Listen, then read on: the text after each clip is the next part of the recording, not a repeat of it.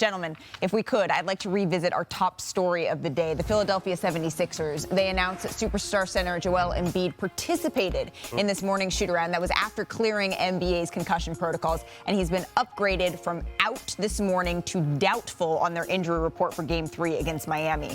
So now I want to welcome in Tim Bontemps, live from Philadelphia. Tim, if you could, take us through the timeline of the progress Joel has made from this morning to now.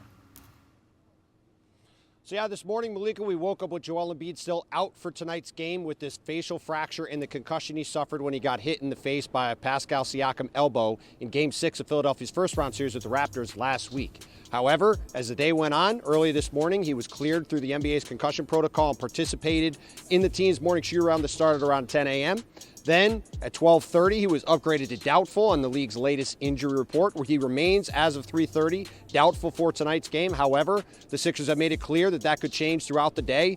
And as Adrian Wojnarowski reported at the top of the show, there is optimism that Embiid will be able to get back on the court tonight for Game 3 against the Miami Heat. And with the Sixers down 0-2 in the series after a couple of rough games in Miami, certainly would be a huge boost to Philadelphia's chance to get back in this thing if they can get the MVP finalists back on the court. So Tim, if Joel is able to take the floor in Game 3, what have you heard regarding a possible minutes restriction for the All-Star big man? Well, I think, Malika, it's probably going to go right up until about 6:30, a half an hour before tonight's game, and we'll know for sure whether Embiid gets on the court or not. That's when the team's starting lineup comes out, and typically when Embiid has been questionable to play in a game, that's when we've officially known he's going to be in the starting lineup. But when he does get out there, I expect Joel Embiid to go normal minutes. Doc Rivers said earlier this week if he comes back, it's not like Devin Booker's hamstring. It's a facial injury. His conditioning should be good, and he should be able to go somewhere near his full complement of minutes. Full complement of minutes, that is if Joel Embiid is able to give it a go tonight. Tim Bontemps, thank you so much for joining us here on NBA Today. I do want to bring Zach Lowe back into the conversation because, Zach, there's been so much talk about Harden's struggles throughout this series, right, without Joel Embiid so far. How do you see Joel's potential return tonight impacting the Sixers as a whole? First of all, I want to echo something Perk said earlier. Like, I hope it's safe and assume it's safe for him to play. Like, I'm a little bit worried he's coming back from all these injuries that he's going to play through this, and I hope it's okay for him to play.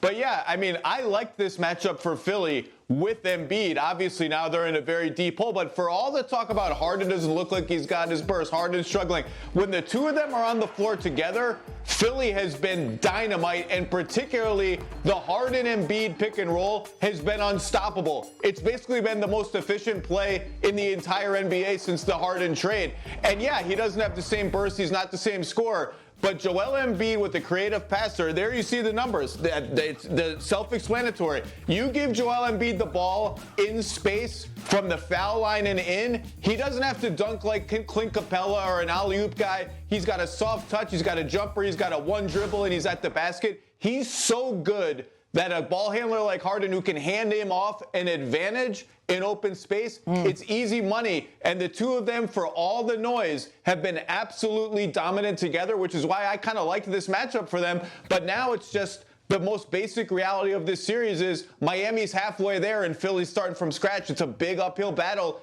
even if he's fully healthy and ready to go. Miami is halfway there, but there is a saying, it's not a real series until somebody wins on the road. Thanks for watching ESPN on YouTube. For live streaming, sports, and premium content, subscribe to ESPN+.